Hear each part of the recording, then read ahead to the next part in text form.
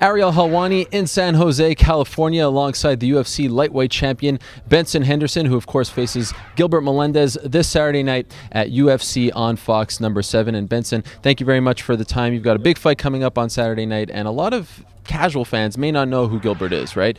UFC fans know the guys you fought in the past, guys like Frankie and obviously Nathan Diaz. Where do you rank him as far as who you faced in the UFC thus far?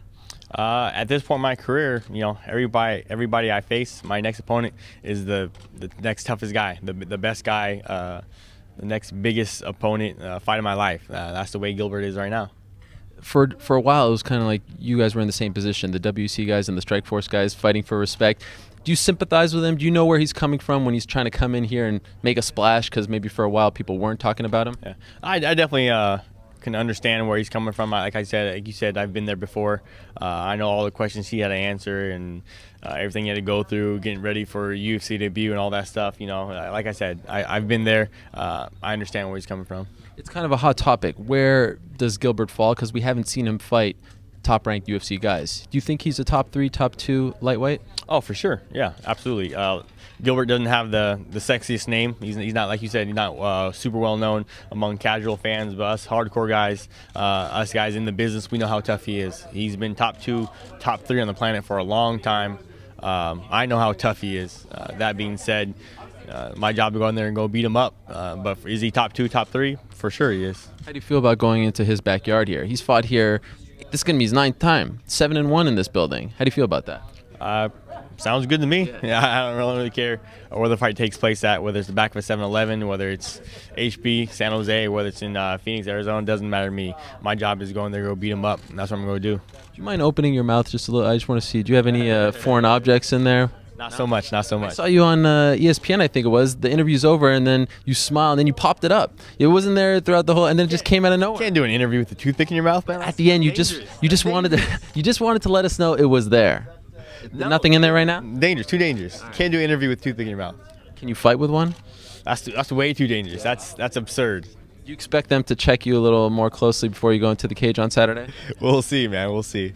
Well, maybe you'll put, like, will you try to hide? Like, do you need it? Do you need it to fight? I will have something inside the octagon afterwards that's not supposed to be there. It will be a first, that's for sure. Really? Yeah. Can you give us a hint?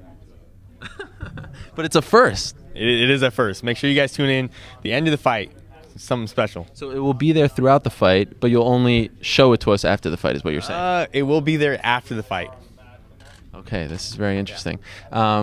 All right, now you kind of threw me for a loop here. Yeah. Your mom, obviously, she'll be in attendance? Yep, my mom, my girlfriend, my brother, all my family, they'll all be there. How much has life changed for you since you fought that first fight on Fox? Do you feel like you get noticed more? Definitely get noticed more, that's for sure, yeah. Everywhere we go. And it's cool. You know, you take the good with the bad, the pros with the cons. It's nice. It's not going to happen for the rest of my life. It's going to happen for, what, 2, 3, 4 more years or so. And after that, you know, it's not going to happen anymore. So definitely appreciate it. It can get a bit tiring, but you know it is what it is. Not nearly as bad as some of those like real time, big time celebrities and stuff like that. But life is the same. I'm still as big of a loser now as I was before I had the title and all that stuff. More media obligations, more travel. But as far as my personal life, at home, go to the gym, come back, go back to the gym. It's all the same. 2, 3, 4 years, that's all? I mean, you're saying you're going to beat Anderson's record and all that. If you're going to do that, it's going to be more than that. Anderson's at 10 now. Yeah. I fight 3 more times, three more years, three fights each year. Right. That'll put me at 9. I have 2 already, or 1 already. So. And then you're done?